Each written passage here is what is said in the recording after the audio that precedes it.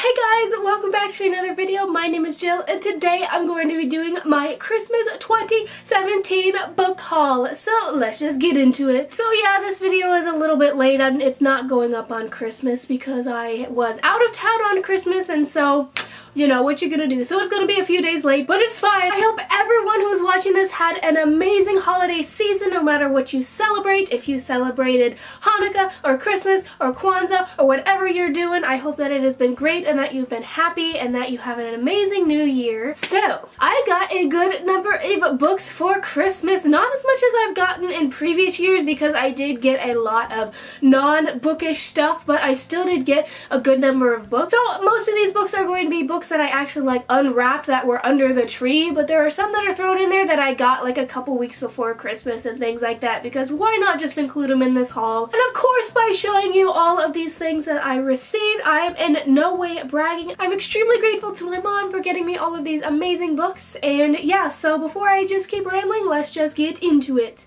First up, we're going to start with an absolutely gorgeous book. A book that just I'm so thankful that I finally have a copy of. And I got the 10th anniversary edition of City of Bones by Cassandra Clare. Yes, if you've seen this book, it like, I think I like heard angels when I opened it, because if you can see, it has gold edges. It's like this really nice texture. It has all this art in it, and it's just absolutely gorgeous. And actually, fun fact, I actually don't have any copy of City of Bones because I read the first 4 books in the Mortal Instruments series, having borrowed them from my friend, and so I actually only owned the 5th and 6th book, and I never had the first book, which is an atrocity, but now I finally have this absolutely gorgeous 10th anniversary edition of this book, and I can't wait to display it because it is so pretty. Next up, I got a book that I've been wanting for so long, ever since I read the first book in the Magnus Chase series by Rick Riordan, and that is Norse Mythology by Neil Gaiman. I love Norse mythology. I think that it is cool as heck, and like I said, reading Rick Riordan's Norse series just really got me into the mood of Norse mythology, and I know some people recommended this book to me and saying that if I wanted to learn more about Norse myth that I should pick this up, and I've actually never read any Neil Gaiman either, which I know that that's kind of a strange thing that I haven't read him yet, but now I finally have one of his books and I'm really excited. So when I'm in a Norse mythology mood, I will for sure be picking this one up. Next up, I got a book of poetry, and that is The Sun and Her Flowers by Ruby Kaur. I feel like every single time I pronounce that wrong. She is the same person who wrote, oh shoot, what was... Milk and Honey, that's what her other book is called. She wrote Milk and Honey, and her poetry books basically center around a lot of sort of feminist kind of ideas, and this one is actually split up into things that have to do with flowers. It's split up into 5 sections: wilting, falling, rooting, rising, and blooming. So it deals with all kinds of stuff. And I've read a few of them and I've really liked it so far. I've really been wanting to read more poetry lately. Yeah, this will be good. I'm excited to read it straight through because, like I said, I just sort of like flipped through random ones and read them. But yeah, excited for this one. Next up, I have Invictus by Ryan Graudin, and this is the same author who wrote the... why do I keep forgetting every single name of every book ever? I am not with it today. Wolf by Wolf, that's what her other book is called, and that was super cool. And this is a sort of scavenger hunt through time kind of book, and I'm so freaking excited because I loved Wolf by Wolf, which was sort of like a reimagining of World War II. And so she is definitely like a historical fiction-ish writer. Well, it follows this guy, right, who is the son of a time traveler from 2354 and a gladiator from ancient Rome. So basically his entire existence is like outside of time. And basically I know that they like lead this heist on the Titanic, and they do some crazy stuff with that, and like I'm just looking on the back of this book and it has like all different dates. It has like 1945, 1511, 95, and I'm excited, man, and I love Ryan Graudin. I love her books and I love what she does with historical fiction, so I'm so happy. Next up, I got 2 more Colleen Hoover books, because if you guys didn't know, I am a big fan of Colleen Hoover, so I got 2 of her sort of earlier novels. novels. And so I ended up picking up her first novel, Slammed and Hopeless, again both by Colleen Hoover. And as per usual with Colleen Hoover, I don't like to read the summaries for her books. I like to sort of go in blind, but all of her books are new adult romance novels, and they sort of deal with obviously a central romance, but there's also always some sort of tragedy that is involved with it.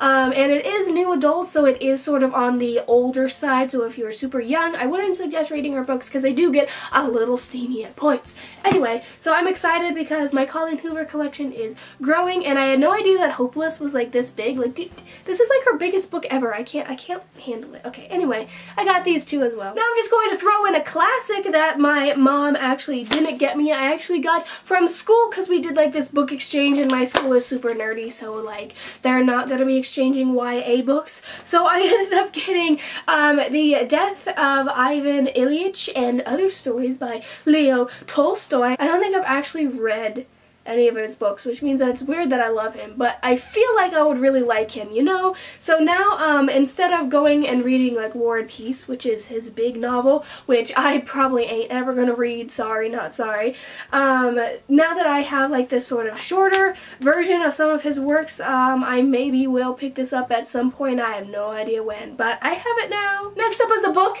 that I was so excited about, and that is Renegades by Marissa Meyer. This book is huge. I wasn't expecting it to be so big, but do you see how huge this book is? Anyway, Marissa Meyer is the author of some of my favorite books of all time. She's the author of the Lunar Chronicles as well as Heartless, and I just love all of her books, and I know that this is sort of a sci-fi book. I didn't really research what it was about because, like I said, Marissa Meyer is an auto-by-author for me, so I don't care what she writes about, but it looks kind of sci-fi from here. Let's see what it says. Oh, right, this is the one with the superpowers and that kind of stuff. I saw people talking about like, what superpower would you like after reading this book? I'm not going to read the flap, but it seems as if there is superpowers and there's champions of justice and they need to overthrow some villains, and it sounds super damn cool, and it's so pretty, and just it's blue and I love it. Next, I have a book that I'm currently reading that is honestly like right now it's the 31st of 2017, okay, and if I finish this before midnight, I'm pretty sure it's going to be one of my favorite books of 2017 already. I love it so much, and I had no idea what I was going to think about it, but it is honestly, I think that this is actually going to pull me out of my reading slump, because if you guys didn't know, I've been in the worst reading slump of my entire life, and that is The Color Project by Sierra Abrams. Oh my god, this book is so cute and it's so beautiful, and oh my god.